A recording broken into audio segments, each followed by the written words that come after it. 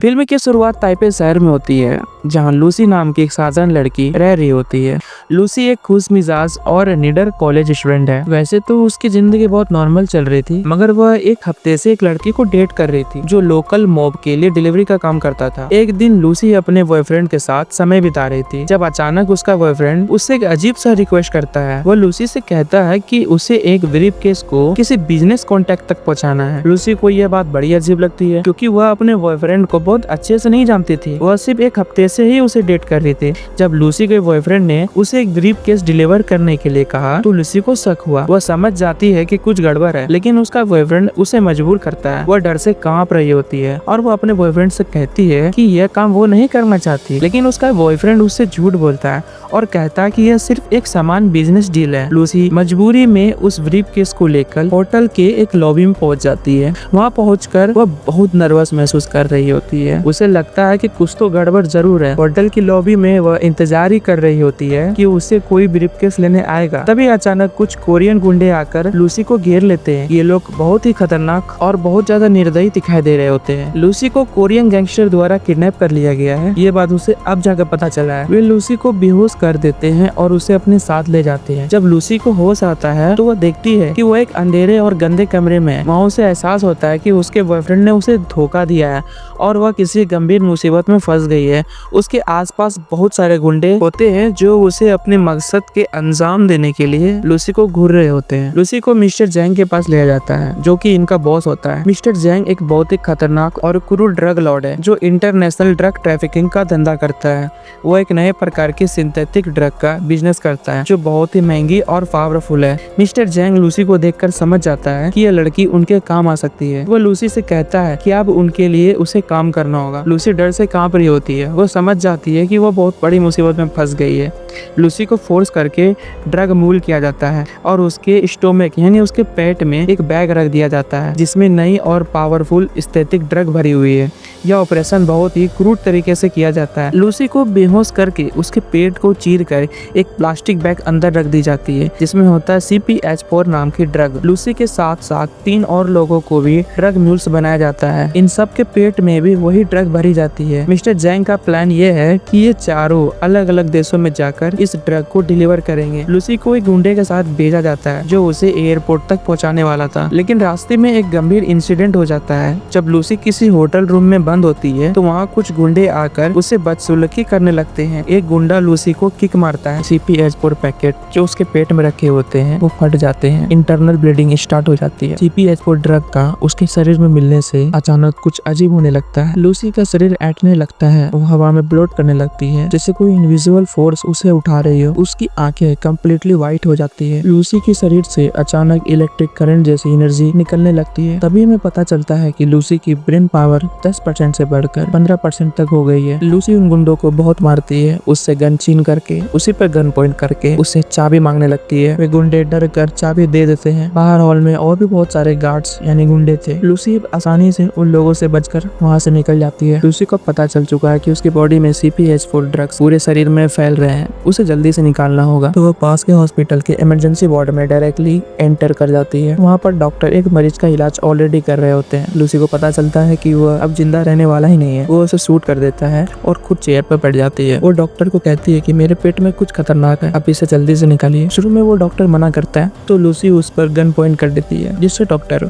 मान जाता है। डॉक्टर लूसी के पेट में से CPH4 निकालते हैं। डॉक्टर CPH4 ड्रग को देख करके हैरान हो जाते हैं, क्योंकि ये बहुत महंगी आती है। हॉस्पिटल से निकलने के बाद लूसी एक इंटरनेट कैफे में जाती है। वहाँ वह कंप्यूटर के सामने बैठते ही बहुत अजीब चीजें होने लगती है। उसकी फिंगर इतनी फास्ट टाइपिंग होने लगती है। वो जल्दी प्रोफेसर नॉर्मल के सारे पेपर्स, रिसर्च और कॉन्टैक्ट इन्फॉर्मेशन एक्सेस कर लेती है। वो प्रोफेसर नॉर्मल को कॉल करती है। इधर प्रोफेसर नॉर्मल हैरानी से कहता है, कौन बोल रहा है? कौन है जिसके पास मेरा प्राइवेट नंबर है? लूसी खुद को इंट्रोड्यूस करती है और कहती है कि मेरा ब्रेन 28% कैपेसिटी पर पहुंच चुका है। वो बताती है कि उसकी बनाई गई थ्योरी कोई फिक्शनल नहीं है, मैं उसकी जीती जागती सबूत हूँ। मैं हवा के मॉलिक्यूल्स को इंडिविजुअली देख सकती हूँ, मैं इलेक्ट्रॉनिक वेव्स को सेंस कर सकती हूँ, मैं टाइम के पैसेज को मैथमेटिकली कैलकुलेट कर सकती हूँ। प्रोफेसर नॉर्मल को इस सब बातों विश्वास नहीं होता है। लूसी कहती है आपके राइट साइड के ड्रॉवर में आपकी वाइफ की फोटो है, इस वक्त आप ब्लू शर्ट पहने हुए हैं, आपके डेस्क पर कॉफी का कप है जिसमें 3 शुगर चीनी है। अब प्रोफेसर को लूसी की बातों पर विश्वास हो जाता है। लूसी उसे मिलने के लिए बोलती है। इधर मिस्टर जैंग को पता चलता है कि लूसी भाग गई है और उसके कुछ गार्ड्सों को बेहोश भी कर दिया। मिस्टर जैंग लूसी और उस CPH4 ड्रग दोनों को पाने के लिए अपने लड़कों को आदेश देता है कि उसे जल्द से जल्द पकड़ा जाए। लूसी अब एयरपोर्ट जाती है, वहाँ के कैमरे हैक करके वहाँ पर एक स्पेशल ऑफिसर डेल रियो को ढूंढती है। वह कॉल पर इंस्पेक्टर से इंटरनेशनल ड्रग ट्रैफिकिंग ऑपरेशन के बारे में उससे हेल्प मांगती है। अब लूसी एयरपोर्ट के सिक्योरिटी चेक पॉइंट को पास करते हुए निकल जाती है और वह पेरिस के लिए रवाना होती है। फ्लाइट के टेक ऑफ के कुछ समय बाद लूसी को अचानक कुछ किल्लत होने का एहसास होता है। उसकी बॉडी में CPH4 इफेक्ट बढ़ने लग जाता है।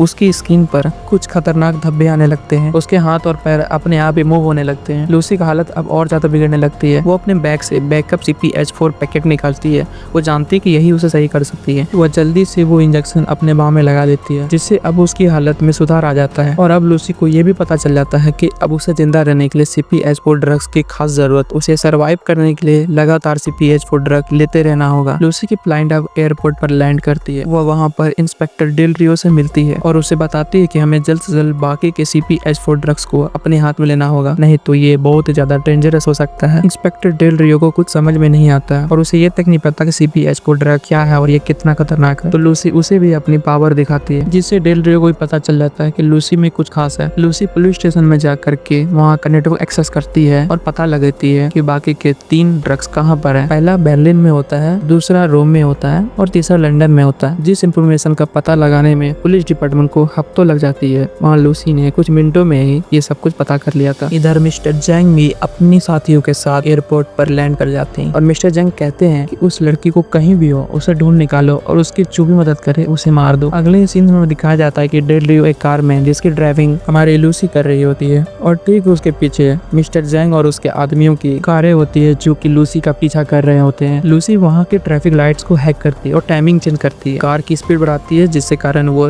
जल्दी ही बच निकलती है। लूसी को पेरिस में एक यूनिवर्सिटी में पहुंचना होता है जहाँ पर प्रोफेसर नॉर्मल अपनी पूरी रिसर्च टीम के साथ तैयार होते हैं। लूसी लैब में एंटर करती है तो पूरा एटमॉस्फेयर ही चेंज होने लगता है। उसकी प्रेजेंस इतनी पावरफुल होती है कि इलेक्ट्रॉनिक इक्विपमेंट अपने आप आवाज करने लगती है। इस वक्त लूसी का ब्रेन 70% कैपेसिटी पर पहुंच चुका होता है। लूसी वहाँ के सारे कंप्यूटर्स को हैक करके वहाँ के डेटाबेस को कंट्रोल करने लगती है। लूसी बताती है जब ब्रेन कैपेसिटी बढ़ती है तुम यूनिवर्स के फंडामेंटल फोर्सेस को डायरेक्टली एक्सेस कर सकते हैं। ग्रेविटी, इलेक्ट्रोमैग्नेट, न्यूक्लियर फोर्सेस सब कुछ हमारे कंट्रोल में आ जाता है। प्रोफेसर नॉर्मल बोलते हैं 100% कैपेसिटी अगर ब्रेन पहुंच जाए तो क्या होगा। लूसी बताती है तब तो फिजिकल फॉर्म की जरूरत ही नहीं रहेगी, इसलिए तो मैं यहाँ आई हूँ। इससे पहले कि मेरा ब्रेन 100% तक पहुंच जाए मुझे जल्द ही कुछ करना होगा। वो अर्जेंटली कहती है कि मुझे अभी कभी CPH4 ड्रग चाहिए। लूसी जैसे CPH4 के एक डोज लेती है उसका ब्रेन कैपेसिटी 70 से 80% क्रॉस कर जाता है। लूसी चेयर पर बैठी होती है, उसकी आंखें बंद होती है। तभी अचानक उसकी कॉन्शियसनेस टाइम और स्पेस को कंट्रोल करने लगती है। यहाँ में दिखाया जाता है कि लूसी अब पुराने अर्थ को देख रही है। Dinosaurs, volcanic eruption, first life form, वो ह्यूमन एवोल्यूशन को विटनेस कर रही होती है। उस समय के बंदर से लेकर के आज के मॉडर्न इंसान तक का ट्रांसफॉर्मेशन वो सब कुछ समझ जाती है। वो एनिसेट इजिप्ट देखती है, पिरामिड्स बनते हुए, रोमन एम्पायर का rise and fall, world Wars, technological advantage. Lucy finally अब यूनिवर्स जब बन रहा होता है उस समय पहुंच जाती है और वो पूरी बिग बैंग थ्योरी जिसमें यूनिवर्स बना था वो तक देख लेती है। लैब में उसकी वापस आंखें खुलती है। अब लूसी की पावर और भी एडवांस हो गई है। वो लैब के सारे इक्विपमेंट को मेंटली इंटीग्रेट करने लगती है। उसके फिंगर्स लिटरली कंप्यूटर में डिसॉल्व होने लगते हैं। डाटा केबल्स उसकी आर्म में मर्ज होने लगते हैं। वो एक लिविंग कंप्यूटर बनती जा रही होती है।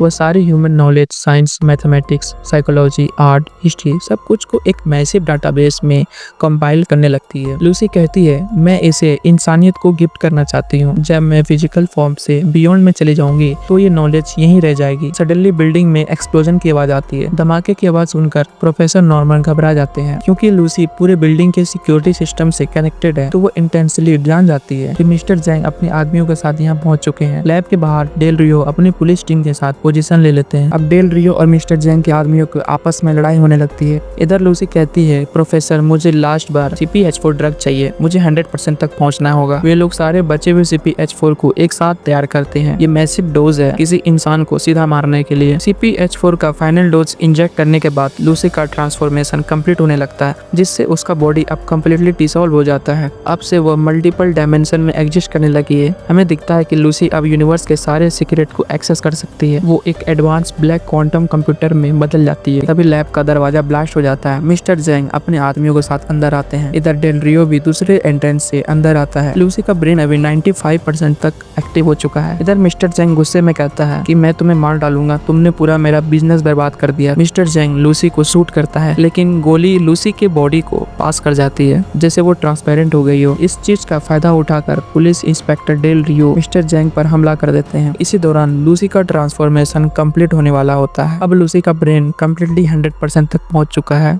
लूसी अब कम्प्लीटली एनर्जी फॉर्म में ट्रांसफॉर्म हो चुकी है। उसकी फिजिकल बॉडी अब गायब होने लगती है और अब लूसी की आवाज हर जगह से आ रही होती है। वो कहती है पास्ट प्रेजेंट फ्यूचर तीनों अलग अलग नहीं है, समय एक ही मोमेंट में एग्जिस्ट करती है। वो बताती है जिस इंसान को हम मरते हुए देखते हैं हम उसकी मृत्यु समझ लेते हैं, जबकि मृत्यु कभी होती ही नहीं है। मृत्यु बस एक इल्यूजन है, क्योंकि एनर्जी कभी भी मरती नहीं है, वो बस बदल जाती है। इधर डेल रियो सक्सेसफुली चैंग को मार देता है। इधर में दिखाया जाता है क्वांटम कंप्यूटर श्रिंक होने लगता है और एक यूएसबी ड्राइव में बदल जाता है। ये ड्राइव प्रोफेसर नॉर्मन के हाथ में गिरती है। प्रोफेसर लूसी पूछते हैं ये क्या है। कंप्यूटर स्क्रीन पर ऑटोमेटिकली मैसेज टाइप होने लगता है। इसमें लिखा होता है कि इस ड्राइव में सब कुछ है, हर वो नॉलेज है जो यूनिवर्स से जुड़ी हुई है। प्रोफेसर नॉर्मन इमोशनली होकर कहते हैं लूसी ने हमें इंसानियत का सबसे बड़ा गिफ्ट दिया है, ये हमारी रिस्पॉन्सिबिलिटी है कि हम इसका सही यूज करें। इधर डेल रियो भी पूछने लगता है लेकिन लूसी कहाँ गई। डेल रियो अपने फोन को चेक करता है। अचानक उसे टेक्स्ट मैसेज आता है आई एम एवरीवेयर। वो कंफ्यूज होकर चारों तरफ देखने लगता है और यहाँ मूवी की एक ब्यूटीफुल एंडिंग हो जाती है।